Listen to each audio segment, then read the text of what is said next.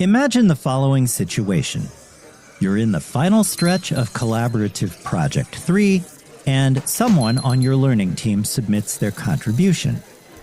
You read through it, and yikes, it's surface level.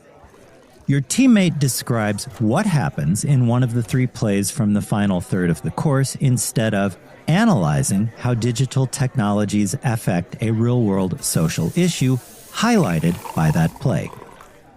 Neither do they offer a realistic, actionable recommendation for addressing that same ethical issue. So, how do you respond constructively without starting World War III? Most of us have never learned how to give genuinely constructive feedback. With that in mind, today we're talking about how to help your teammates level up their work without burning bridges. Hello again, everyone. I'm Professor Schwartz, and welcome back to the Collaborative Café for Week 14.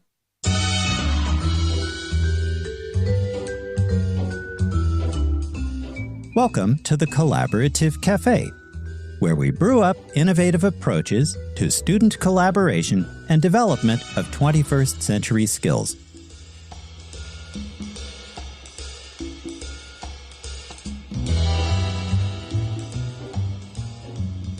Okay, here are 4 ways to provide constructive feedback that gets results.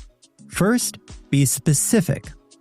Don't just say, "This area needs work," or "I don't think this is right." Instead, point to exactly what needs attention. Say something like, "In paragraph 2, we're summarizing what happens in the play, but the prompt asks us to analyze how digital technologies affect a real-world social issue from either Fence's The Laramie Project or Sweat. Can we revise that section to better align with the prompt?" You're giving your teammates a roadmap to help revise their work here. Next, connect your feedback to the rubric. Rubrics are literally the cheat code to higher grades. Reference what the project actually requires. Say to your teammate, "The rubric asks for critical analysis, not plot summary. So let's make sure we're analyzing and interpreting not only the playwright's message about inequality, but also how digital technologies affect a real-world social issue."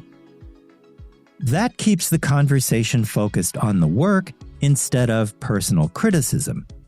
And it reminds everyone what matters most for your team's grade. Third, offer solutions rather than just point out trouble spots. Listen, it's easy to point out what's wrong. It's harder but more valuable to suggest how to fix it. Try this. What if we brought in that concept from Week 9 about institutional barriers? That could help us move beyond describing what happens to analyzing why the playwright structured her work this way. Here, you're being a teammate, not just a critic. But here's where things get interesting, and it's something that a lot of teams miss. In just a moment, I'll be back with that final piece of the feedback puzzle.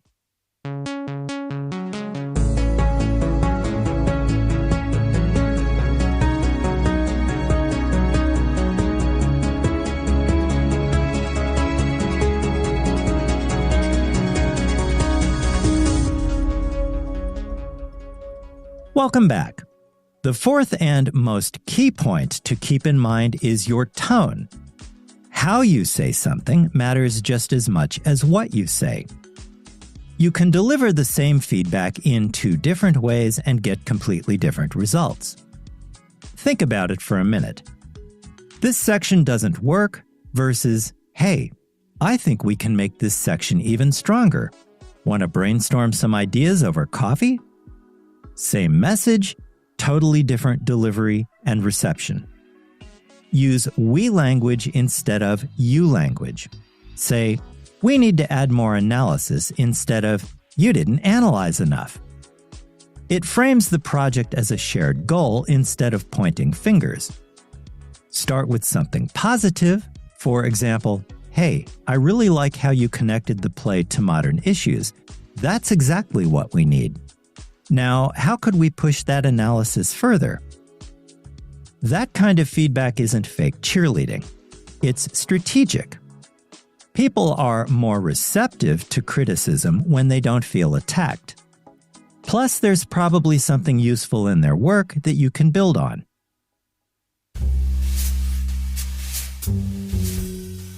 You're listening to the Collaborative Café, where we brew up innovative approaches to student collaboration and development of 21st century skills.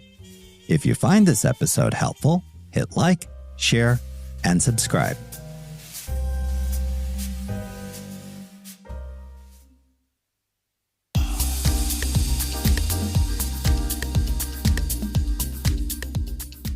Okay, let's recap the 4 steps for providing constructive feedback as your team finishes collaborative project number 3. 1. Be specific about what needs to change. 2. Tie everything back to the rubric. 3. Offer concrete solutions instead of just complaints. And 4. Watch your tone. Collaborative language gets better results than blame. Better feedback means better work, which translates to higher grades. It also means less stress and last-minute panic at the tail end of the semester. You're also cultivating skills that'll help you in every team project for the rest of your time here at MSU and in any job where you'll work with other people. Remember, before you send feedback to a teammate, run through these 4 checkpoints. Is your feedback specific? Does it connect to the rubric? Do you offer solutions? And is your tone collaborative? Do that and watch how much smoother the final stretch of IAH 241D, Henrik Ibsen and Society becomes. Next time, we'll jump into how to create your independent course capstone project. Until then, thanks for joining me in the Collaborative Café. I'll see you in class or during Zoom office hours if you drop by with a question.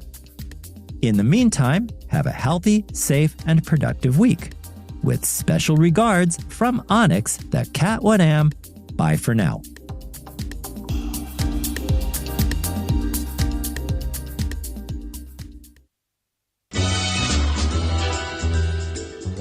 Thanks for dropping by the Collaborative Café. See you again soon.